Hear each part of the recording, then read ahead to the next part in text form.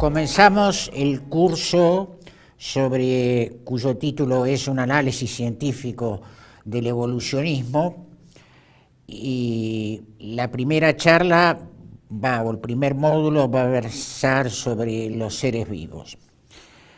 Pero ante todo quiero que tomemos conciencia de que hay una crítica fundamentada científicamente a la teoría de la evolución y que cada día cobra más vigencia.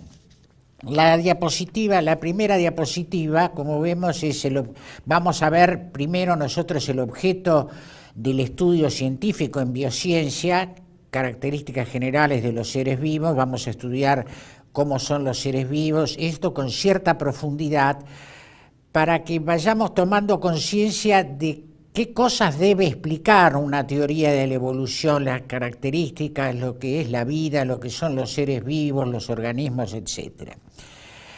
Ahora, la teoría neodarwiniana de la evolución postula la hipótesis de que la aparición de nuevas especies se debe a la selección natural actuando sobre modificaciones producidas al azar sobre un ser vivo que tiende, como veremos, la tendencia al fijismo y que posee una estructura de altísima complejidad. Vale la pena aclarar algo muy importante: la selección natural no crea nada, sino que actúa sobre algo preexistente. Esta teoría, que sigue siendo la más vigente en los medios científicos actuales y la más vigente en los medios de comunicación y en los textos con los que se estudian en nuestros colegios secundarios y en nuestras universidades, tiene que ser revisada a la luz de los nuevos conocimientos. En su ejemplar del 26 de agosto del 2017, nada menos que el Times de Londres publicaba un artículo: La grandeza de Darwin se basa en un mito. Pero esto es un artículo periodístico que, como nosotros pretendemos ser estrictamente científicos en el análisis, no lo menciono un poco al pasar. Pero lo que sí va a ser muy importante es la reunión que se organiza nada menos que en la Royal Society de Londres, la sociedad científica que fundara nada menos que Newton y que tiene un busto de Darwin en el hall. Organizó un simposio precisamente sobre la necesidad de rever algunos de los paradigmas de las teorías de la evolución. La que sigue, por favor. Bueno, esta diapositiva es muy importante. ¿Es necesario rever la teoría neodarwiniana?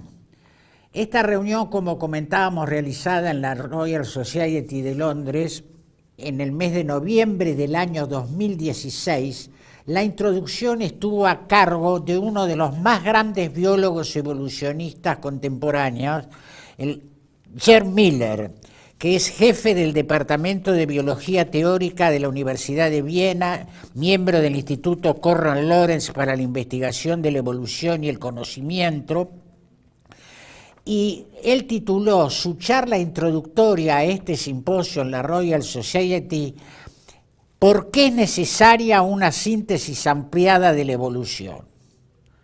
¿No? Entonces, fíjense lo que él dice, está textual, y esto lo pueden controlar ustedes si van, porque esto ha sido publicado en la revista que saca la Royal Society de Londres, saca una revista anual y pueden encontrarla, esta conferencia, en su texto. Un número creciente de publicaciones sostiene la opinión de que es necesaria una revisión importante, y es más, un eventual reemplazo de la teoría estándar de la evolución, lo que indica que esto no puede ser rechazado como una opinión minoritaria, sino como algo aceptado, ampliamente generalizado entre científicos y filósofos. Han aparecido un número creciente de desafíos al modelo clásico de la evolución. Todos estos argumentos son científicos y están basados en una evidencia empírica sustancial. Algunas veces estos desafíos se enfrentan con una hostilidad dogmática que censura toda crítica de la construcción teórica original del evolucionismo, a la que rechaza como carente de sentido. Dice, el problema real es que se ha encontrado que la genética sola es insuficiente para obtener una explicación causal de todas las formas de complejidad de los fenotipos, no solo de la llamada macroevolución. Un número creciente de publicaciones sostiene la opinión de que es necesaria una revisión. Esto de que se encuentra con una hostilidad dogmática es tal cual. A nosotros nos consta, y creo que esto se los va a relatar el profesor Juan Manuel Torres en una de las entrevistas en el canal HLTV1, él era un evolucionista. Cuando dejó de ser evolucionista se le cerraron las puertas de cantidad de publicaciones de primer nivel científico que antes les estaban abiertas. Pero a la larga la verdad se impone. Por eso es que yo ruego que los que han tomado el curso lean con detenimiento lo que este gran biólogo, al cual vamos a volver a mencionar porque ha hecho investigaciones muy importantes en el problema de la generación de órganos nuevos, porque esta es lo que vamos a hacer nosotros, es decir, la idea del curso es rever a fondo los seres vivos, sus características, y ver si hay alguna posibilidad en base a los hechos científicos objetivamente observados, si la teoría darwiniana puede explicarlos. Muy bien, la que sigue. En general, la mayoría de la gente, el común de la gente que lee periódicos y que inclusive está en el secundario y aún en la universidad, carece no tiene claro qué características tiene el pensamiento racional científico fáctico. Es decir, en general dice, está demostrado científicamente, aparece en los diarios, inclusive en muchos artículos especializados y demás, está demostrado científicamente. Esto se le dice a gente que no sabe lo que es una demostración científica, ¿me entiende? Y muchas veces se da como demostrado científicamente algo que está muy lejos de estar demostrado científicamente. Entonces yo creo que cada uno de nosotros, y esto como disciplina mental para ser aplicado cada vez que se lee o se estudia un trabajo científico. El hecho que se basa en la observación de un hecho. Eso es fundamental, debe basarse en un hecho observable. Por ejemplo, yo no puedo observar el terremoto que sucedió hace 20 años en tal región del planeta. Lo más que puedo hacer es leer las crónicas, estudiar las fotografías y demás. De manera que hay que tener cuidado. De la misma manera yo no puedo observar la batalla de Waterloo. De manera que la ciencia, ya veremos más adelante que las ciencias que no se basan en hechos observables directamente, y en la segunda característica, volvamos a la diapositiva, que es muy importante, que el hecho debe ser reproducible. Claro, yo no puedo reproducir la batalla de Waterloo. Entonces, cuando se da un hecho de este tipo, ¿me entiende? La ciencia deja de ser una ciencia racional, científico-fáctica, para hacer una ciencia conjetural, que tiene algunas características que la hacen verosímil, justificable, etcétera, etcétera, pero que realmente no cumple con los criterios de las llamadas ciencias duras, que es entre las que se cuenta la biología. Y otra cosa que es muy importante, en lo posible debe ser pasible de ser sometido a un análisis matemático. Precisamente al final del curso vamos a ver una conferencia especial sobre un análisis matemático de la teoría de la evolución. Antes de empezar una investigación científica es necesaria caracterizar lo mejor posible el objeto o el hecho que vamos a investigar, ya que el objeto va a determinar el método de investigación y los medios que vamos a utilizar. Como decíamos antes, no es lo mismo estudiar la batalla de Waterloo que el movimiento de los planetas. Por lo tanto, debemos caracterizar el objeto de las biociencias y qué características de los seres vivos son las que vamos a investigar. No es lo mismo estudiar la respiración de los peces que la conducta de los perros. Los métodos y las herramientas difieren en forma significativa. Por ejemplo, el estudio de las plantas y de los animales muertos y fosilizados utiliza herramientas y métodos diferentes de la investigación que el de los seres vivos, y por lo tanto, y esto es muy importante, su validez científica es diferente. Ya lo vamos a ver cuando veamos el registro fósil. Veremos con más precisión este aspecto, que es muy importante. Muy bien. Uno diría, los seres vivos, ¿qué característica fundamental tienen? Perdón por la perogrullada y redundancia. Son vivos, tienen vida. Ahora, el problema es, ¿qué es la vida? Intuimos lo que es, pero es muy difícil de definir. Yo les voy a citar algunas definiciones. En biología, que es lo importante, se considera la condición interna esencial que categoriza, tanto por sus semejanzas como diferencias, a los seres vivos. Es el estado intermedio entre el nacimiento y la muerte. Y desde el punto de vista bioquímico puede definirse como un estado o carácter especial de la materia alcanzado por estructuras moleculares específicas con capacidad para desarrollarse, mantenerse en un ambiente, reconocer y responder a estímulos y reproducirse. Estas son las características fundamentales de los seres vivos. La que sigue, por favor.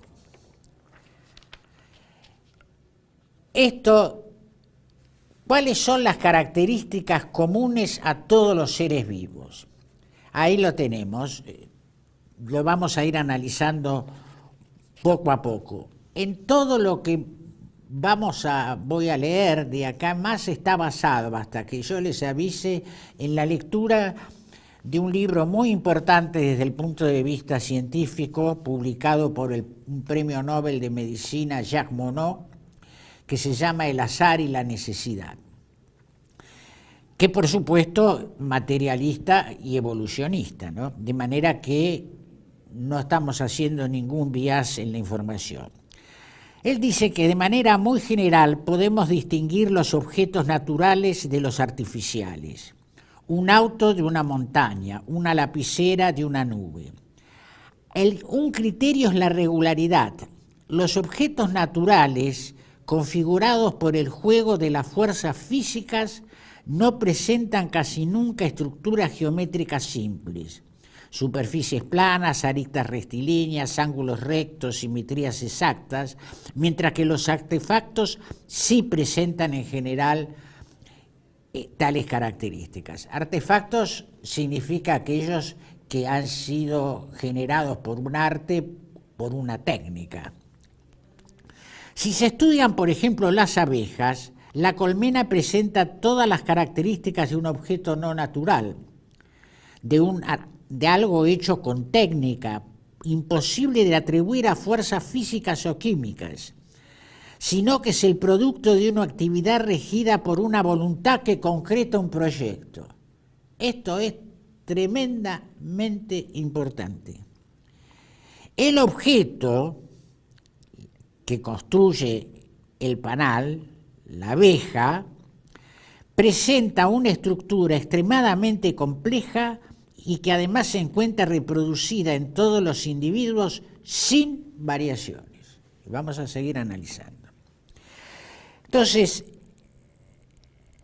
por más que muchos biólogos se niegan a aceptarlo, los seres vivos se distinguen de todas las demás estructuras y de todos los sistemas presentes en el universo por esta propiedad que llamaremos teleonomía. La que sigue, por favor. La observación objetiva de los seres vivos obliga a aceptar que sus estructuras y sus actividades realizan y prosiguen un proyecto. Esta propiedad resulta prácticamente imposible de resolver basándose en las propiedades físico-químicas. Por supuesto que algunos científicos se niegan a verla. Esto es muy importante y fíjense que está lo está diciendo un premio Nobel de Medicina, ateo, marxista, y que hasta que llegó a investigar a fondo los seres vivos era hegeliano. Otro hecho que es muy importante, que es que cuando analizamos un artefacto, algo hecho por un artesano, por una cosa, sea un panal, un hacha, vemos que son el resultado de la aplicación de una fuerza arterial al objeto, que esa fuerza es la que lo configura. Pero lo increíble es que la estructura de los seres vivos es el producto de interacciones morfogenéticas de fuerzas que pertenecen al mismo ser vivo y debe poco o nada a las fuerzas exteriores. Es lo que se denomina morfogénesis autónoma. Y ahora viene otra cosa que es muy importante. Esa es la que da lugar a estructuras complejas, y al ser la morfogénesis autónoma. Y esto significa una muy importante cantidad de información. En las próximas charlas vamos a hablar de las estructuras intrínsecamente complejas. Pero además, los seres vivos tienen la propiedad de autorreproducirse y de transmitir la información correspondiente a esa estructura sin variaciones, lo que se conoce como reproducción invariante o invariancia. La invariancia es la propiedad que les permite a los seres vivos la conservación y la reproducción de estructuras altamente ordenadas. Esto realmente, si analizan con profundidad todo lo que hemos dicho, los seres vivos llevan a cabo un proyecto. Alguien tiene que haber diseñado el proyecto, que ese proyecto es ejecutado por el ser vivo en sí mismo con poca influencia del exterior. Que además esto no pudo haber sido generado por las fuerzas físico-químicas tal cual las conocemos ahora. Y por otro lado, un hecho muy importante es que el ser vivo se reproduce sin variaciones. Fíjense que la teoría de la evolución va a basar, ¿no es cierto?, en la variación de los seres vivos al reproducirse, es decir, que una determinada generación parenteral, digamos, genera hijos con cambios. Eso es un error. Normalmente el ser vivo se reproduce sin la más mínima variación. Y vamos a ver después, más adelante, que la célula cuenta con poderosos sistemas de corrección, ¿me entiende?, de los errores que se pueda cometer en la transmisión de la información de generación en generación.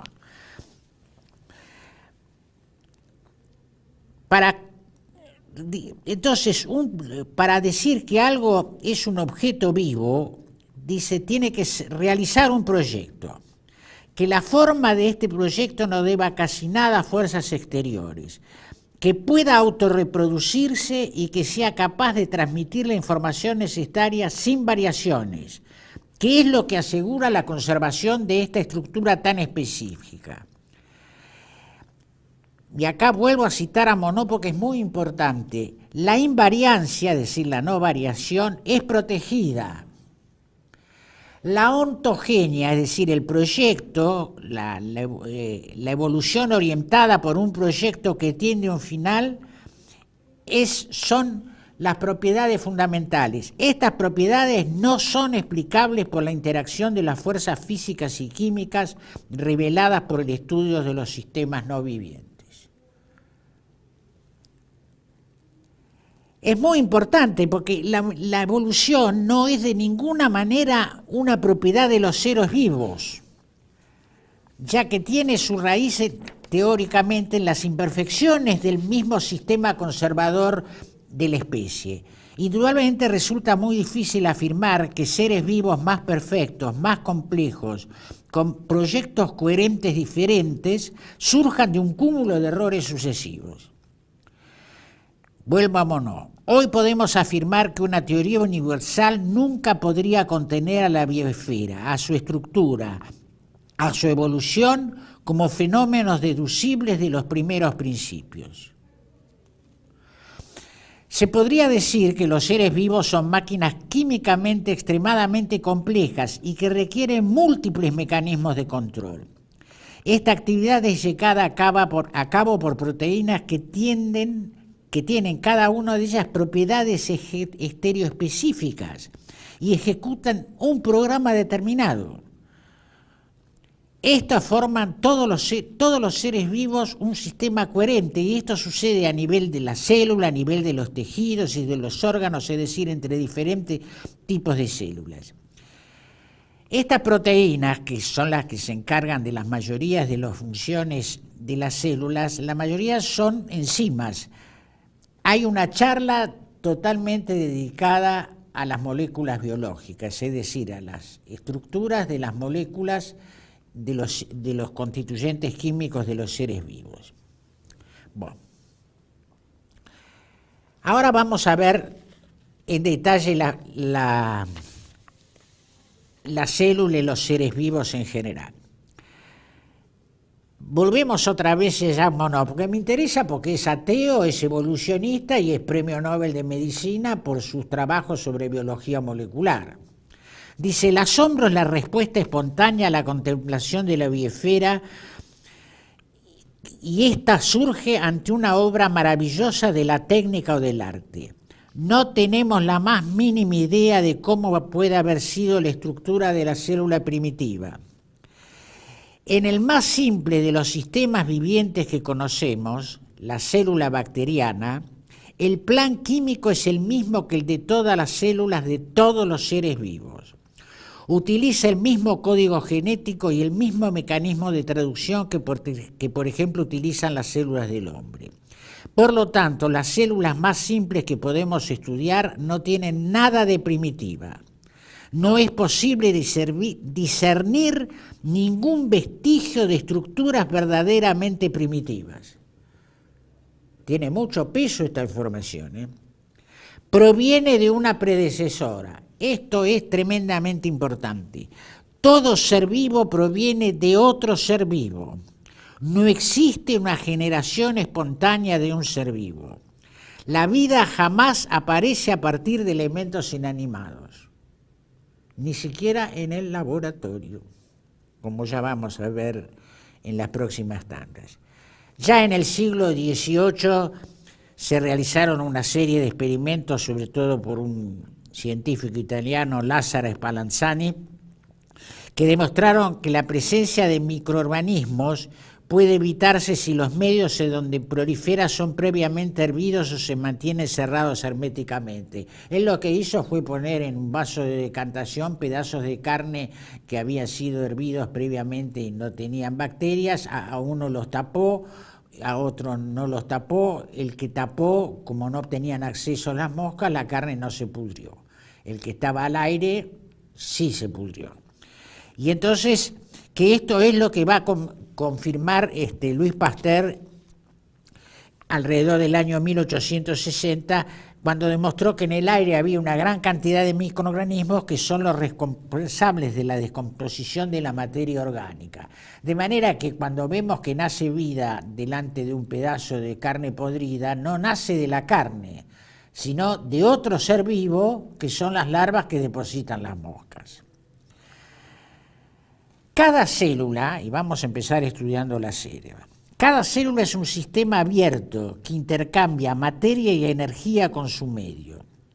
En una célula ocurren todas las funciones vitales, de manera que basta una sola de ellas para que haya un ser vivo, que será un individuo unicelular. Así pues, la célula es la unidad fisiológica de la vida. Cada célula contiene toda la información hereditaria necesaria para el control de su propio ciclo y del desarrollo y el funcionamiento de un organismo de su especie, así como para la transmisión de esa información a la siguiente generación celular. La célula es el elemento de menor tamaño que puede considerarse vivo. Como tal, posee una membrana, y esto es lo que vamos a ver, la que sigue, por favor. Bueno, ahora vamos a, déjela nomás, cada célula Las células, cada célula contiene todo lo que habíamos dicho. Posee una membrana de fosfolípidos, ya la vamos a ver con detalles, que tiene una permeabilidad selectiva, lo que mantiene un medio interno altamente ordenado y diferenciado del medio externo en cuanto a su composición y sujeta a un control regulatorio, que ya vamos a ver cuán complejos son los mecanismos regulatorios que actúan, lo que hace que estos sistemas aseguran la coordinación de todos los elementos celulares. Las células, como todos los sistemas complejos, poseen una serie de elementos estructurales y funcionales comunes que posibilitan su supervivencia. Pero lo que es importante es que los distintos tipos celulares presentan modificaciones de estas características comunes, lo que permiten su especialización funcional y por ello cierta ganancia en su complejidad. Muy bien. ¿Qué características permiten diferenciar las células de los sistemas químicos no vivos? Nutrición. Las células toman sustancias del medio, las transforman de una forma a otra, liberan energía y eliminan productos de desechos mediante el metabolismo. Las células son capaces de dirigir su propia síntesis. A consecuencia de los procesos nutricionales, una célula crece y se divide formando dos células idénticas a la original mediante la división celular. Otra característica que tienen es que muchas células pueden sufrir cambios de forma o función en un proceso llamado diferenciación celular. Esto lo vamos a ver con más detalle cuando veamos sobre la formación de órganos. Cuando una célula se diferencia, se forman algunas sustancias o estructuras que no estaban previamente. La diferenciación es a menudo parte del ciclo celular de células que forman estructuras especializadas relacionadas, por ejemplo, con la reproducción, la dispersión o la supervivencia, ¿no es cierto? Es decir, por ejemplo, las células madres de la sangre, las llamadas stem cell, van sufriendo un proceso de diferenciación que las lleva a transformarse en glóbulos rojos, blancos, plaquetas. A medida que se diferencian en un determinado lineaje, pierden su potencialidad de transformarse en otro, ¿no? Las células responden a estímulos químicos y físicos, tanto del medio externo como de su interior. Y en el caso de aquellas células o organismos que tienen motilidad, hacia determinados estímulos que pueden ser mecánicos o químicos. Y pueden comunicarse e interaccionar con otras células generalmente por medio de señales o mensajeros químicos. El ejemplo más claro es la hormona, ¿no es cierto? Cuando los sensores determinan una subida importante del azúcar, la célula pancreática recibe una señal especial que la detecta la superficie, un receptor específico de la superficie de la célula, se transmite la información al núcleo, este da la orden de que se sintetice la insulina, esta es sintetizada, liberada y actúa, ¿no es cierto?, en las células periféricas que tienen receptores específicos para acelerar el consumo de glucosa. Esto para darle una idea de cómo actúan los sistemas pluricelulares, la complejidad que tienen. El tamaño de las células es extremadamente variable. La más pequeña observada en condiciones normales llega a medir 0,2 milimicrones, ¿no es cierto? Y existen en cambio otras bacterias que tienen 1 a 2 milimicrones de longitud, los glóbulos rojos tienen 7 micrones, los hepatocitos, o sea, las células del hígado, tienen 20 micrones, e inclusive hay neuronas que pueden llegar a, o sea, las células del sistema nervioso, que tomadas en su conjunto pueden llegar a medir 1 metro a través de las prolongaciones que tienen. Con respecto a la forma, las células presentan una gran variabilidad e incluso no la poseen bien definida o permanente. Pueden variar su forma a lo largo de los procesos de diferenciación. Algunas tienen una pared rígida, otras no, ¿no es cierto? Unas pueden desplazarse, otras no pueden relatarse. Hay células libres que no muestran, que muestran cilios y flagelos, que esto ya lo vamos a ver con todo detalle cuando veamos organogénesis, que son estructuras derivadas del centrosoma que dota a las células de cierto movimiento autóctono. Ya eso lo vamos a ver con más detalle más adelante. Bueno, los seres, existen por supuesto seres vivos unicelulares y pluricelulares, ¿no es cierto? Los unicelulares típicos que nosotros conocemos y que vemos son las bacterias, que además son los más antiguos y primitivos, y pueden dividirse en 3 dominios: bacterias y arqueas, que son llamadas procariotas, y células eucariotas. Ahora sí la diapositiva que estaba puesta, que es la de una típica, esa es una típica célula procariota. ¿Qué quiere decir procariota? Que carece de núcleo. Son células muy pequeñas que no poseen núcleo y son mucho menos complejas que las que sí poseen núcleo, que son las llamadas eucariotas. Además, la membrana plasmática tiene otra estructura, como vamos a ver, que rodea la célula. Ahí está, se ve como membrana celular y pared celular, ¿me entiende? Que es diferente, que está compuesta por polisacáridos, que es permeable y rígida y que la protege de rupturas. Muchas de ellas, de las células procariotas, tienen vellosidades, ahí están marcadas, Pili dice, ¿no?, cuya función hasta el momento está desconocida. Las más antiguas de todas serían las llamadas arqueas, que podrían ser el linaje más antiguo de la Tierra, cerca de 3.000 millones de años.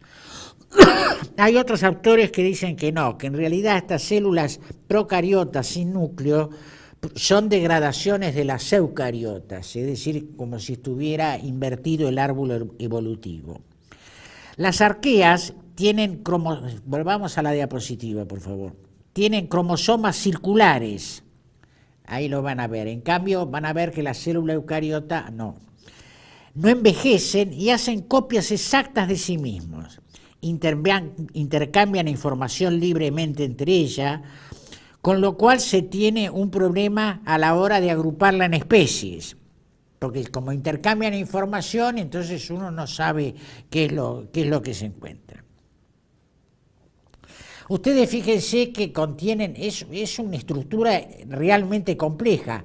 Tiene ácido desoxirribonucleico que guarda el ADN, que guarda toda la información necesaria para la duplicación y para regular el funcionamiento tiene una membrana celular, que ya vamos a ver que tienen bastante complejidad, sobre todo en las procariotas. Tiene ribosomas, ya vamos a ver lo que son los ribosomas, que es el lugar donde se sintetizan las proteínas. Y como eso fuera poco, muchas de ellas tienen flagelo, que es la colita que ustedes ven ahí, que van a ver ustedes en las charlas sucesivas, actúa exactamente igual como un motor rotatorio. Y fíjense que estamos hablando de las células más antiguas que han sido reconocidas como fósiles, muchas de ellas que incluso viven atrás. Es decir, empiecen a pensar cómo se originó, que el organismo, la complejidad que tenía el organismo vivo más antiguo que nosotros conocemos. Acá tenemos las células eucariotas. Le digo que son las células características que tienen núcleo y son las células que constituyen las células de todos los organismos superiores y que se caracterizan precisamente por tener núcleo que las procariotas no tienen.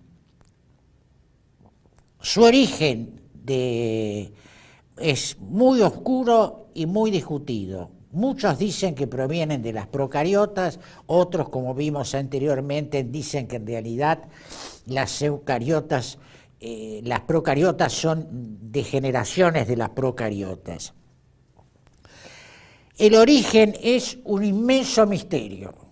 Nadie tiene una explicación coherente del origen de las células más elementales. La que sigue.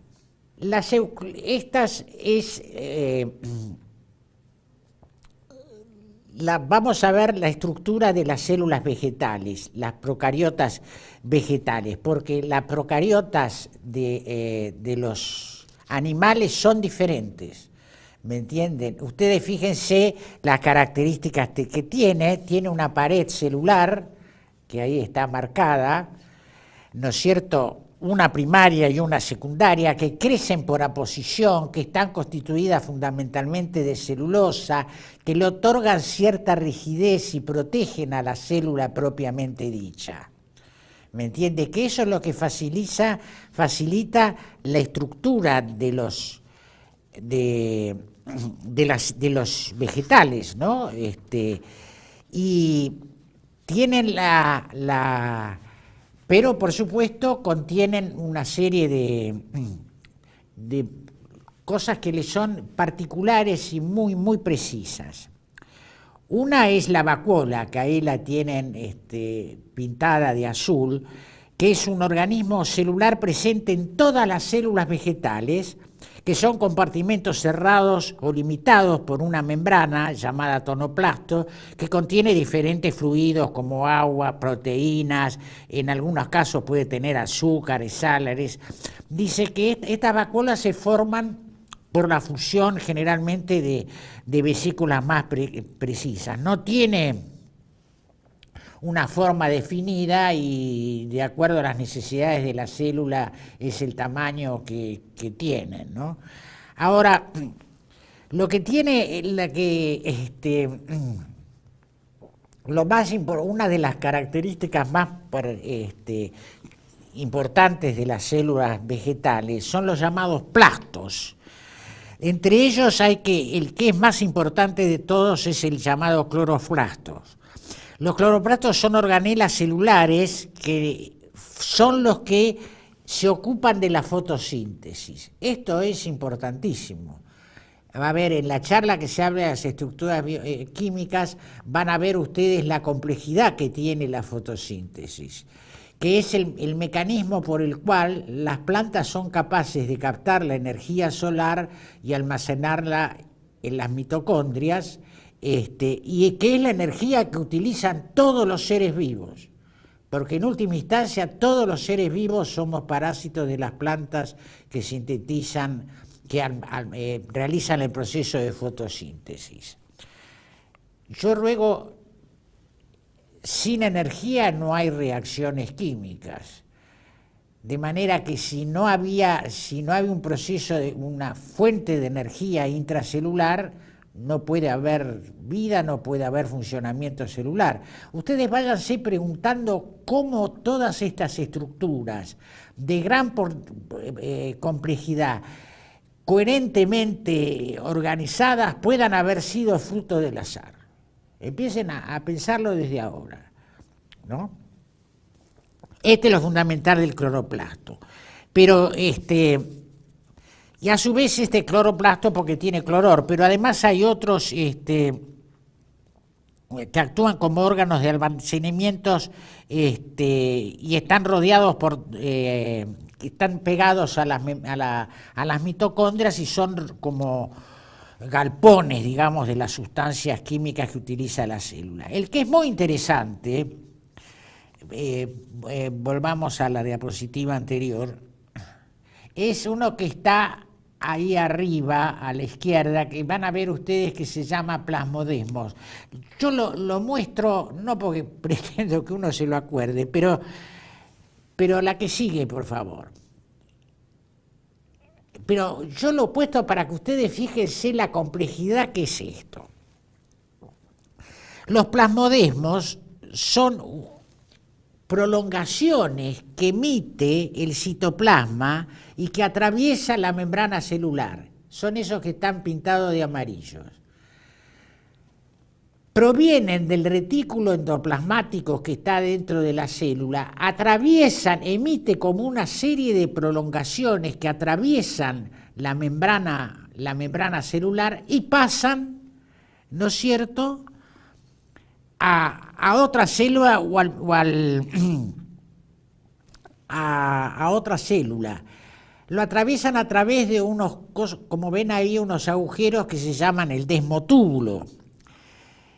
Y a través, y van, por su extremo, van y se acoplan a la célula que es vecina, conectándose a través de estos tubitos amarillos que se llaman los desmotúbulos, que es una estructura, como vemos, cilíndrica especializada del retículo endoplasmático.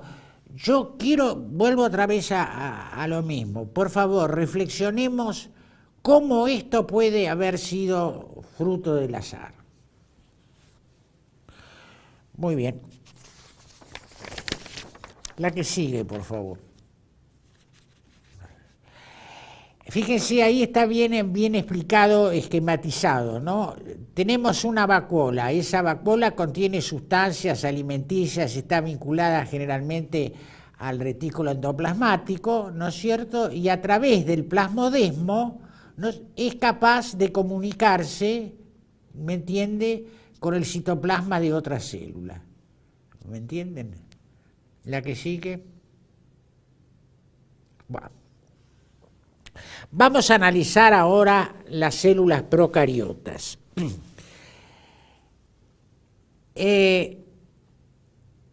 Como decíamos, la transición biológica entre procariotas y eucariotas, que sucedió por lo menos hace 2.200 millones de años, es sumamente repentina y no puede ser explicada de ningún modo por los cambios graduales como la mutación o la transformación genética de las bacterias. Tiene una estructura que ya vamos a ver, y lo vamos a ver a lo largo del desarrollo de esto, de extrema importancia, que es la membrana celular, que es una estructura, que es la que vemos aquí, que es una estructura altamente específica, que tiene algunos agujeros llamados poros, ¿no?, que son tremendamente importantes. Cuenta con proteínas llamadas proteínas marcadoras de superficie que permiten identificar a la célula, pero a su vez le permiten comunicarse con otras células cercanas. Las proteínas que están en la superficie, esto lo vamos a ver, son las que se utilizan para identificar a una célula, hoy en día con anticuerpos monoclonales dirigidos a las proteínas estas específicas. Y otra de las características importantes de la membrana celular de las células procarióticas es que incluye en sus estructuras algunas proteínas y enzimas relacionadas con procesos metabólicos propios de la célula, porque realiza tareas específicas con múltiples niveles de detalle la célula. Es la membrana celular la encargada de seleccionar qué elementos pueden ingresar a la célula, que pueden ser aminoácidos, nucleótidos, axustos. Pero a su vez existe un transporte activo y un transporte pasivo, es decir, que tiene una bomba. ¿Me entienden? La membrana celular está compuesta de proteínas específicas, ¿no es cierto? Y también participa de la membrana de su capacidad de unirse a otras células y ya sean del mismo tipo celular o de diferente tipo celular. Vamos a analizar una de las cosas más interesantes de todo esto. Una de las funciones de la membrana es generar el potencial de membrana, que es la diferencia de potencial, o sea, de carga eléctrica a ambos lados de la membrana que separan dos soluciones de diferente concentración de estos iones.